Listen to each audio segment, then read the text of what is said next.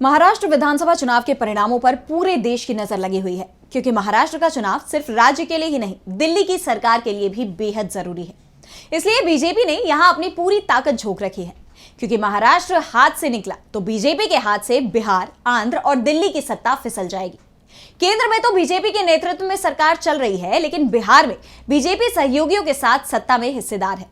और अब खबर आ रही है कि इन दोनों ही राज्यों के सीएम अचानक दिल्ली आ गए।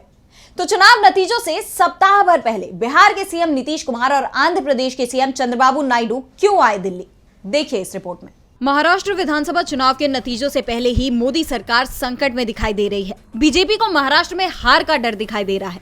इंडिया गठबंधन की तरफ से ये दावा किया जा रहा है कि महाराष्ट्र में बीजेपी की हार के बाद देश की सत्ता भी उसके हाथ से फिसल जाएगी और इसे बचाने की कोशिश में बीजेपी अभी से जुट गई है। तो खबर ये भी आ रही है कि बिहार के सीएम नीतीश कुमार और आंध्र प्रदेश के सीएम चंद्रबाबू नायडू दोनों ही अचानक दिल्ली पहुंच गए, क्योंकि बीजेपी को सबसे ज्यादा चिंता इन दोनों नेताओं को लेकर ही दिख रही है। नीतीश और नायडू के दिल्ली दौरे को लेकर जो सबसे बड़ी बात सामने आई है, उससे नरेंद्र मोदी सरकार की कमजोरी खुलकर उजागर हो गई है। दरअसल ये दोनों ही नेता समर्थन मूल्य मांगने आए हैं, और ये समर्थन मूल्य किसानों के लिए नहीं है, जिसके लिए अभी भी किसान आंदोलन कर रहे हैं। दरअसल चंद्रबाबू नायडू आंध्र प्रदेश के लिए और नीतीश कुमार बिहार के लिए विशेष आर्थिक पैकेज की डिमांड कर रहे हैं। चंद्रबाबू नायडू की इस सिलसिले में केंद्रीय वित्त मंत्री निर्मला सीतारमण के साथ बैठक हुई है और नायडू ने अपनी डिमांड उनके सामने रख दी।